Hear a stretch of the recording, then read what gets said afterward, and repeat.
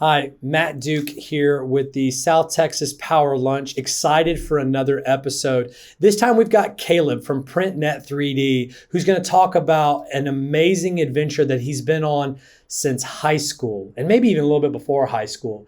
He's going to talk about what it is to have the entrepreneurship mindset and what it is to foster that. He's going to talk about pivoting, where he talks about his personal and his company's journeys around pivoting different business models to get to where they are today, which I can't wait for you to know about, because then we're going to talk about Industry 4.0, the Industrial Revolution 4.0 that is taking place, that Caleb and his team are taking on by storm using 3D printing, networking, and other workflow management software that they've developed. And then finally, we're going to talk a lot about process. It's all about the process here at the South Texas Power Lunch and at our law firm, the South Texas Business Lawyers. And Caleb is going to walk you through his mindset with regard to process. And it's something that he applies every single day. And it's something I don't think you want to miss. Stay tuned for tips around pivoting. What are the key factors to pivot, as well as what are the fundamental elements of a process that I know are going to help you and your business's journey. Let's get straight to the conversation. Caleb, thanks so much for coming on here with us to talk about your journey and your company. Yeah, I'm glad to be here. So you've got a really interesting story because you started all the way back when you were in high school, which our viewers are looking at you that are on there saying that couldn't have been too long ago. But still, to start in high school on a startup, I mean, that's what legends are made of. We hear about, the backyard, or the garage startups and those sort of things. Tell us about you and your personal story into startups. How'd you get into this? Yeah, so actually back in middle school started programming apps. So okay. In 7th grade, I learned from what my favorite tool is, which is YouTube University, on how to you can do develop anything on YouTube. Oh yeah, it's absolutely amazing. Like you can search up anything, you get the response, and you can just learn from there. So I taught myself how to code for iOS apps and started doing that throughout middle school, and that started to ramp up. And eventually my dad decided to introduce me to Geekdom, which is a co-working space over in San Antonio. And while on that tour, I got introduced to a few people and ended up working for this company that summer called FlipMass. So this is the summer after 8th grade. And while there, I got to learn all about startups. And one thing that I really loved is to see everyone's passion. Yeah. So I haven't seen that anywhere else, and to this date. I haven't seen that anywhere else, where people are just that passionate about what they do, right, and are working towards a future. Like they're not there to just make money. They're not there to just clock out at 5 o'clock and call it a day. They're always there. Yeah, I mean, Geekdom, it's a high culture. I mean, it's a phenomenal place. I mean, we're definitely proud of what goes on at Geekdom there. Yeah. It just has this culture that is necessary because, as we're going to talk about, right, startups, it's hard work. You don't really get to clock in or clock out. So you started off as an entrepreneur at the ripe old age of, it sounds like 14 or 15, which is fantastic. Yeah. I actually, after I did that summer with FlipMass was the company name, they eventually told me I should go to this startup weekend. Okay. So this was after I released, I think I was on my 3rd or 4th app that I released onto the App Store. And then Hurricane Harvey happened. Oh, wow. And that was supposed to happen during the summer. And a difficult decision came up for me, which was the new date for Startup Weekend fell on the exact day of my first homecoming in high school. So Startup Weekend, homecoming. Startup Weekend, homecoming. Yeah, and when I look back on it, it should have been an obvious decision. But at the time, it was like, well, Geekdom hosts this every quarter. This is my first homecoming. And that took me weeks to decide. And by the way, I didn't decide either. I actually... decided? A girl. So I decided to put if I ended up going to homecoming, it would be because the girl said yes. Okay. If I ended up going to Startup Weekend, it's because the girl said no. So you got yourself a backup plan. I got you. Exactly. Okay. So Startup Weekend was originally my backup plan. I guess I've never phrased it that way, but it truly was. And so I got the no. Oh. So ended up at Startup Weekend where I met Josh and co-founded a company called FloatMe, which provides early access to pay of up to $50 in advance on employees' next paycheck. as well as like credit building tools and all that stuff. So I helped start that October of 2017.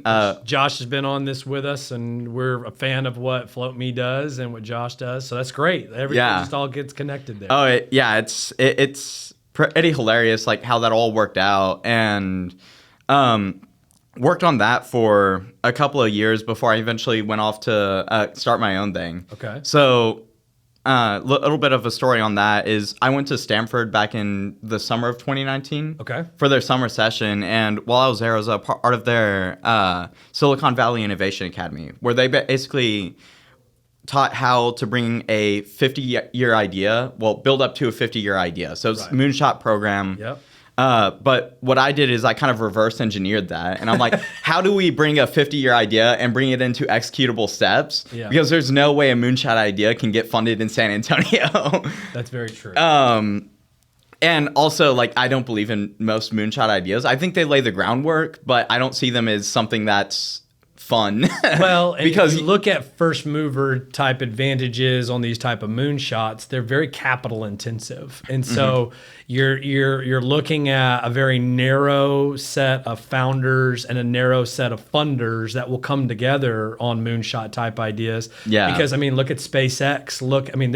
They're just burning dollars left and right of their cash, but they're able to do that, right? I mean, you can't moonshot if you don't have the capital or the expertise to do it. So I think that's wise of you to say, okay, how can we do something that could be at the beginning of 50 a moonshot, but not a moonshot today? That's great. Yeah, and that's also kind of just how my brain works. I don't want to work 10, 20 years on an idea that I'll only see work 10 or 20 years down the road. You're young. It'll be more than that. Yeah. The main thing about that was I was able to bring what I wanted to, which was education. Yep. So I really wanted to do an education company because I realized the opportunities that I've been given, most people don't get. That's right. Being able to go to Geekdom, being able to sit down with developers at Rackspace when I was growing up. So like as a kid, I'd go in, be a part of that, and they were all like, they had spicy Indian food every single lunch. And I would eat the white rice because I just couldn't handle the spice back then. Now, why would they have that? Just to get them going? I mean, that's interesting. Like, why was it? Why do you think? So they were actually they were all from India. Okay, most of them were, and they brought like their homemade like curries and all that stuff, and amazing food that I eventually later got used to. I just eat white rice. I thought in there the was beginning. like some secret recipe that Geekdom had, or Rackspace had that we're learning about. But that makes sense, right? These cultures, they're immersive, they're intoxicating, they're great. So that makes sense. Sorry, keep going with your story. Yeah. So I really wanted to. This was my way to give back. Okay. And eventually left FloatMe so I can work on this new startup that we called Lecturely. Okay. But one thing that we realized is the education industry is hard. It's not really one that is easy to change. It's not one that it's halfway between a moonshot and a idea that you can get to quickly. Sure. Just looking at external factors on education, right? One, education is an institutional, market, large bureaucracies, and low on innovation and agility. Yeah. So that just really is almost like a moonshot that you have on it. So that makes complete sense. So eventually we were like, we got frustrated with our inability to release something and work with the schools. So we decided to 3D print model rockets to teach students about aerodynamics. And that comes into like what the company is today, because while we were 3D printing model rockets, we realized that 3D printing is hard.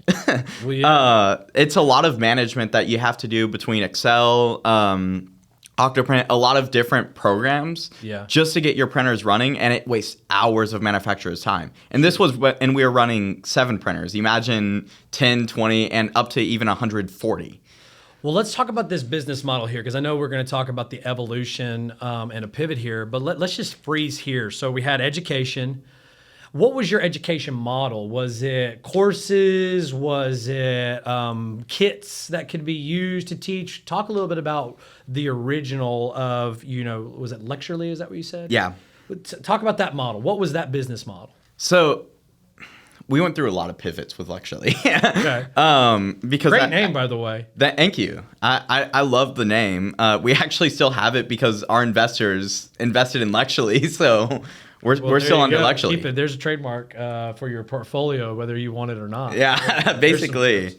But we started out initially as this adaptive curriculum, so a way to change education based on students' interests. So it's no longer just math. It's math with pets. It's science with rocketry.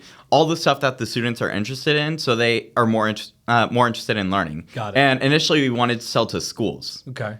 And was it a membership model, a course-specific curriculum? What was your model on that? So it was a subscription to use the software. Got it. That had the students on it because the teachers could create the curriculum. Got it. We didn't have to create the curriculum. We just made the engine that changed it based on the students' interests. Oh, neat. Okay. Yeah. I got it. Okay. So you had the education model, that market, killer market, which I can understand. Then you moved into the model rocket. So talk about that business model for a second. What was that business model like? So eventually we kind of simplified it and started to do more kits. Okay. Because we realized selling to school is hard. We're going to have a track record to even go into these schools. Yeah. So we wanted to do something that's easy, we could get into market fairly quickly with, and something that we knew about and could teach about. And we decided what that was model rocketry.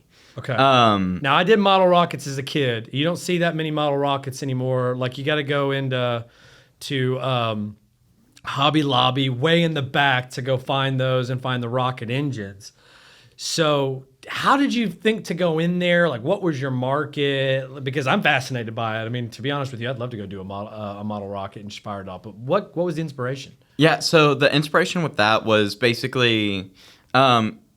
It's all controlled by one company, Estes. Yeah, Estes. Basically has complete market dominance. Including the little wads that you have to put in on those things. You know, yeah. So your engine doesn't blow up your parachute. Yeah, exactly. So what we decided is, although it was a niche and very small market, we thought that we could have a path forward there because we could do custom model rockets because of our 3D printing. If someone ordered from us, we print it then and ship it to them. So that allowed for like names to be engraved on the rockets, custom designs like with different fins, all of this stuff that... Okay, now I think that's really, really cool. Yeah. But it was a direct-to-consumer approach. Yes, it was a direct-to-consumer approach, yeah, which is tough, but it wasn't as tough as selling to schools. So that's right. Your cost to acquisition of a customer is extremely high for a school. It's pretty high for your model rockets, but not nearly as high. Okay, so you guys got into the market, and what happened? Why pivot? What happened next? What happened next is we were honestly burnt out on the whole education industry, which was a big factor to it. But as we started 3D printing the model rockets and starting to ramp up production, we realized that we were wasting hours just on planning that production, which was a massive time suck. And our ambition was still to like eventually get into schools. We still wanted to do all that. Yeah. But we can't really do that if our full-time job is producing model rockets. Sure. So we realized that we needed to create a software. Okay. And that software needed to automate these 3D printers and automate that workflow. Got it. Because we didn't want to spend the hours planning. We just wanted to take it off the build plate for the 3D printer and then start the next one without having to think too much, pack it up, and then ship it out.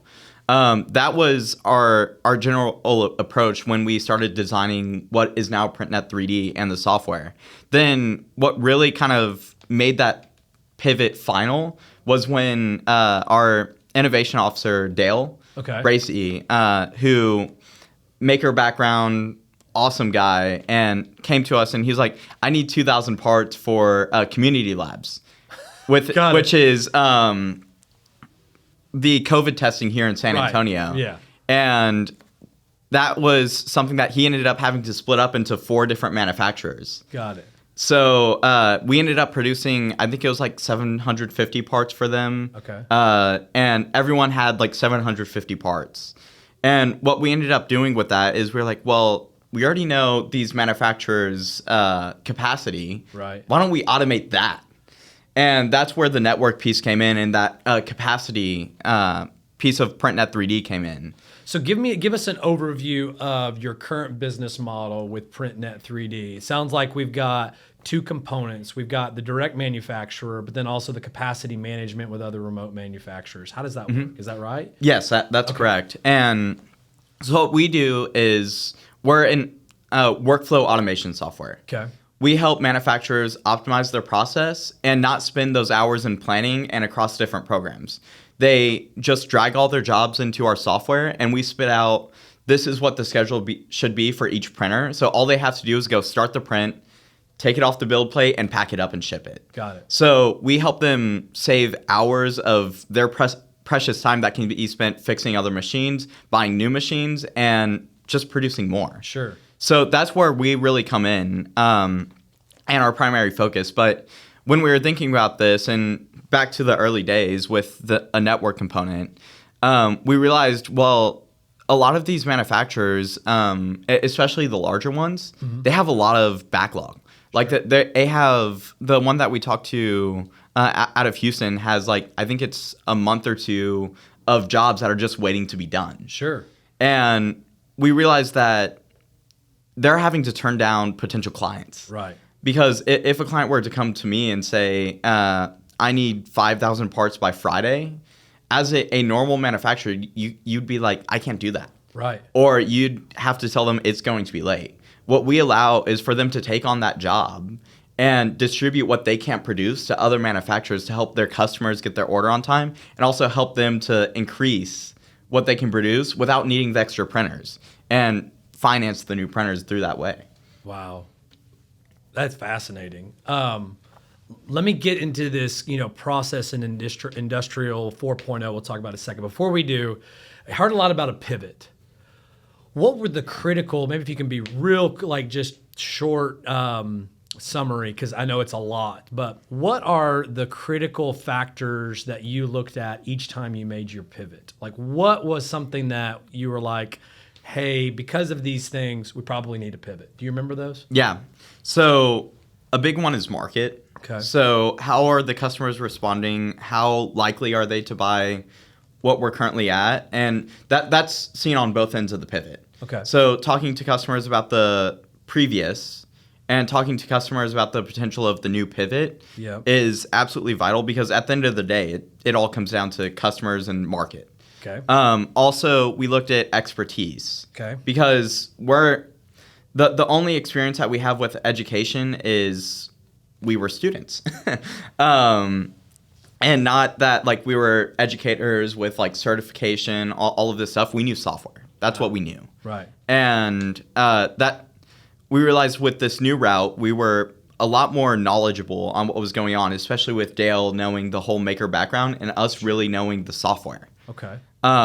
So that was another big one. And then also this one's kind of overlooked when everyone talks about it, but excitement as well.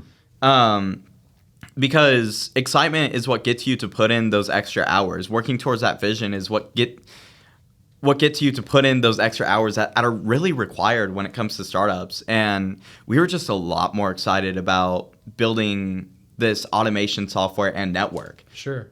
Because the real end goal that we're working towards is anyone can come to us with a model that they want to be printed, and we can print it anywhere in the world, whatever's closest to them, to help them save on shipping, to help them do all of that stuff. We want to be the manufacturing provider by partnering with all of these different manufacturers. So it's fascinating. So kind of in a summary, your kind of key factors for the pivot were market, and really you've got a thesis and a strategy, right? And it's realizing that the product market fit you thought you had is different when you sometimes get into it, which happens. Yeah. You look at a market from the external, on the outside, and you really don't know that market till you get in it.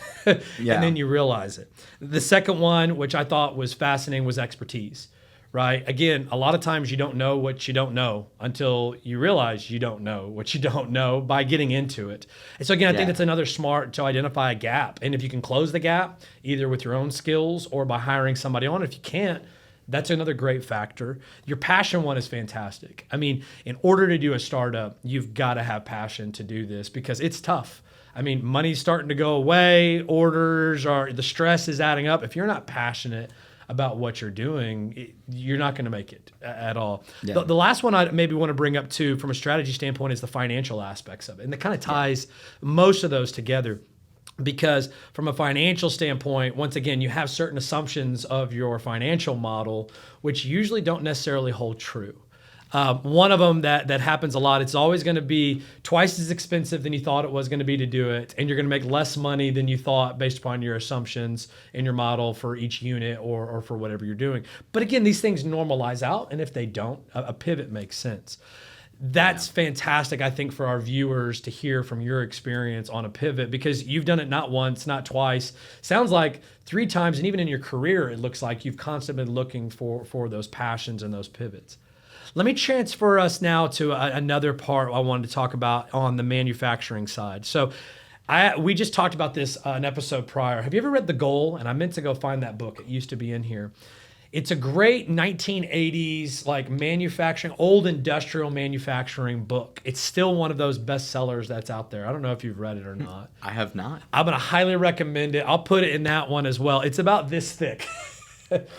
But it was fascinating because in what you were talking about earlier of this industrial 4.0, really industrial 4.0, it sounds like it's solving a lot of problems that have been there ever since the beginning of the assembly line, which is this process automation, changing over lines, manufacturing lines, and keeping things where you've got less, gaps, more efficiency, and meeting your demand, which is fantastic. But what do you see is like, how do you define this industry 4.0 with what you guys are doing at PrintNet3D? Yeah, so Industry 4.0, like there's a lot of subcategories when it comes to that, but the primary thing is it's bringing technology to manufacturing, which we've already seen with like automation of, this is more on the fulfillment side, but Amazon fulfillment, they're using robots to fulfill. Tesla, you see their automation software for the robots that they had a lot of troubles with it, but it's all going that way to where factories are just automated. Right. And where we really come in is we help with that. We're the automation software for this new technology, because additive manufacturing, yes, it did exist in like 1980 or so, but it's nowhere near what it is now. Right. Machines are faster, machines are cheaper, and they produce better quality. That's right. And what's really sprouting up too is not only on the industrial end, but also the professional end. Okay. Like 5 or 10 years ago, the best like 3D printer that you could buy as a normal consumer was terrible. It would take hours and hours to print like a tiny little piece, and you just had to hope that it worked. My son has a toy box, which is a kid-friendly 3D printer, and it takes like 2 hours, to do a little gadget. So yeah, and it still has a lot of progress that can be made. But like we have this new machine in our office called the Bamboo Lab 3D printer. Okay. And it blows all of our other 3D printers out of the water. So you've got the technology curve with regarding to the actual the actual printers themselves. Yeah. I would assume on an exponential curve that we've hit the tipping point and it's going straight up in the technology. Yeah, we've really hit the tipping point, especially when it comes to additive manufacturing, because it's starting to transition from more of the hobbyist phase to more of the actual applications phase. Right. Because like normally when I talk to people about 3D printing, it's like, well, what can I produce? Like I have a 3D printer, but I don't know what I can make. And that it really just symbolizes what's happening in the market. It's now more for the businesses that know exactly what they want to make, whether it's like a stand for like pictures, or whether it's something that goes on a desk, like vase, or whatever the customer wants, it can be done with a 3D printer, which is really it's a new wave of design, and it's a new wave of how things get manufactured. Like Adidas, they're producing shoes using 3D printing now. Oh wow. Yeah, they have this one called the 4DW shoe or something like that. Okay. And the cool thing about its structure is like normally shoes, they just absorb the shock. Right. What this one does is it absorbs the shock and then pushes you forward. because of how the structure is, and you couldn't get that with normal normal manufacturing methods. Take that one out of the Olympics right there, because it basically sounds like you're figuring out how to use a pogo stick to move you forward with that, which is fantastic. So, but with all of manufacturing, right? And I go back to what I know from the I have an MBA, and they teach you industrial manufacturing and all that stuff, because process, which we're going to get to here in a second too, is a part of everything. But one of the challenges with producing or manufacturing anything is efficiency and capacity utilization, which people don't realize. Like the old days, I remember Gung Ho. You're probably too young for that one, but Gung Ho, and they talked about how they had to do all these changeover lines to produce the cars to keep up with the Japanese cars, the lines that were producing them at a much larger rate than us. Was the changeover in order to produce a different model or to produce something different when they were manufacturing a part or manufacturing a portion of this took a whole lot of time. And if that time took too long, you actually could produce less, and if you produce too less, you can't sell enough, and so your profitability started plummeting. These are all the challenges that existed in the 80s that actually exist today in Industrial 4.0 that you guys are going at. How do you guys address those challenges? Yeah, so I'll tackle the efficiency one first, because that's really where our workflow software comes in. Is we're able to take a lot of those changes that normally a human has to make the decision on. Is this wise? And it's a lot of quick decisions that need to be made, and it wastes hours of the manufacturer's time. So what we do is we take all those jobs and say which printer it should go to, as well as when you need to change the filament. We're taking I'm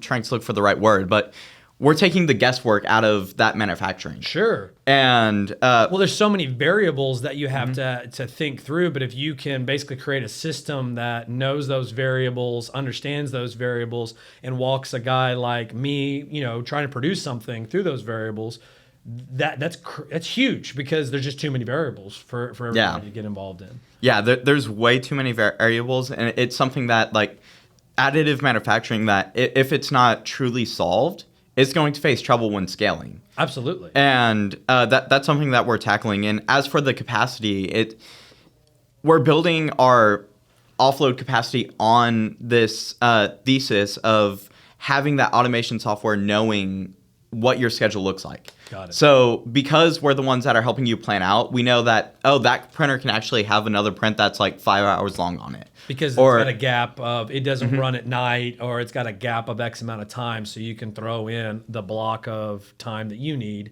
for another job. Exactly. We're able to throw in jobs to make sure that they still reach their jobs at a certain time, and they can collect those new jobs off of our network. So as a manufacturer, if you get an order for, let's just say, 5,000 parts that you need to produce by next Friday, that's where we really come in, because we know that you can't produce that. You can still put it into our software, and we'll help you offload that to the other manufacturers that have those 3D printers that are sitting there collecting dust, to help you produce and help you get your order out to your customer on time and allow you to take those bigger jobs. So if I've got capacity, I'm a part of the network, I don't have to do anything, just a job prints, and then I know where to send it, and then I get paid for that, right? As any sort of manufacturer. Genius. All you have to do is go into our software, you get a notification and say accept job, and then it's automatically thrown into your scheduling to where it tells you what printer it's going to be printed on and at what time, and then that's huge. From a capacity utilization, from, a planning standpoint, having backup capacity, it allows you to not have all that waste. Because if not, you might go buy 5 machines, right, that are going to have, and if you're only utilizing 3, you've wasted time, you've wasted capital. But if you could use those as income producers for other things while you grow your own organic business that way, it's genius. Yeah. It really does now allow for better utilization of these printers. Let's talk a little bit about process now, because I think that's fantastic on the Industrial 4.0. And in the book, I'll get you, I've got you and now another person, I'll get you a copy of it, because it's old 80s stuff, but it all applies today. But let's talk about process. How do you view process importance in any business? Not just yours, but you're a process guy. How do you view process for a startup? So the thing about startups is it's a hectic mess. And any process is good process. I call it chaos, but hectic mess, I like that one too. Yeah. So when you apply process, it's something that it has to be very like exact about, and you have to know in your mind what you want. Yeah. Like when I'll just go back to when I start a startup. When I start a startup, there's a few things that I make sure that I have down. It's all right. Let's first do the competitor analysis. I have this idea. Write it down. Let's do the competitor analysis. Let's see how big the market is. And then after we do like those first few steps, we are like, all right, well now it looks validated, and then we move on. So process is absolutely critical when I think doing anything, especially in startups, because you're dealing with so many variables, and it's hard. It's something that honestly I'm not the best at processes either. Like when I work through it in my mind, but I use a lot of tools for processes. Sure. Because that's something that I see the value in and something that I apply. Like I use this app called Reclaim AI. Reclaim AI. Actually, like if you want inspiration for what we're building, look at Reclaim AI and how they plan out your tasks. Okay. So what they do is you input your tasks. Okay. Say how much time it's going to take you, and it finds time in your calendar. I think I've seen something like Motion AI that does something very similar that I get ads on. And now I probably get even more ads on it based upon this. Okay. So using AI automation for an efficiency standpoint to figure out your tasks. Yeah. What other tools do you use for process design? Yeah, so Reclaim is a big one, as well as all the Google Cloud stuff. Like we have all of our documents synced with our team, as well as Jira. Okay. So Jira's a big one. Yeah. It allows us to upload all of our work that we have to do, and every day we look at it for 15 minutes and go, it's agile methodology. I'm taking like development methodologies and we're applying it across the board, like even for business. So tell the listeners, or let me ask you first, do you use agile methods? Yes. Okay, so tell our listeners, what are agile methods, just in general? Yeah, so agile methods are a process of software development, which basically it's all separated into 2 weeks worth of work. Yep. And then split out into a lot of subtasks. Okay. So at every beginning of what they call sprints, Yep. you outline what you need to accomplish and what that focus is for this sprint. So like for us, we're gearing up for a massive fundraising push. Okay. So last sprint for me was finalizing our investor documents. Got it. So that's all I focused on for those 2 weeks, was making sure that all of our chess pieces were in play. So now this one's start having those investor meetings. So for our listeners, I mean, the agile methodology is something that I'm a very strong proponent of, actually, for all companies, where getting going, you got to just get going. Yeah. Some people think that, I've got to dot the I, cross the T, and as lawyers, yes, we dot the I's and we cross the T's. But for business owners, and for especially high growth companies, you got to get going and start then being agile. These sprints and huddles and those type of things allow you to come back together, readjust your path that you're going on. Not real time, but pretty close to real time, depending on the duration of your sprint and when you do your huddles and everything. And it's a fantastic methodology.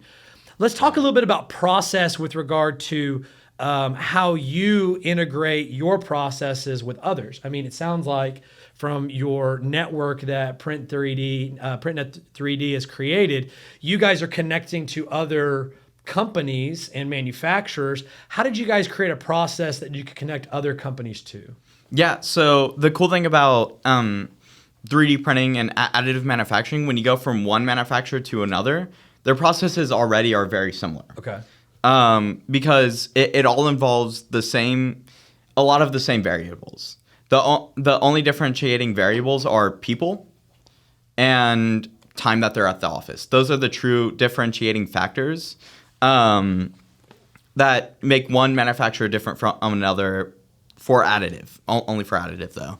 And what we do and how we kind of define those processes by working with our customers and talking to them to see like where their pain points are and how we can approach to solve it. And the key part that we focus on is let's focus on solving their printer capacity. So we're not dealing as much with people. We're not dealing as much with that variable because everybody's got an opinion. A printer doesn't, though. Yeah, exactly. So a printer has one job, Right. to print.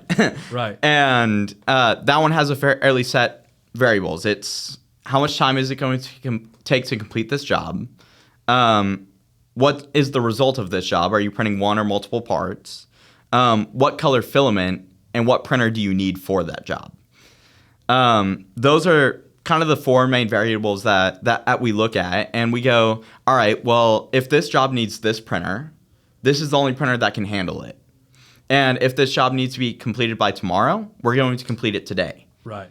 And so that's very basically how like we decide this job goes where and at what time. It's all just based on what that printer availability is and what that job requirement is. To where the only variable that we have to rely on for the manufacturer is what time are they in the office. Got it.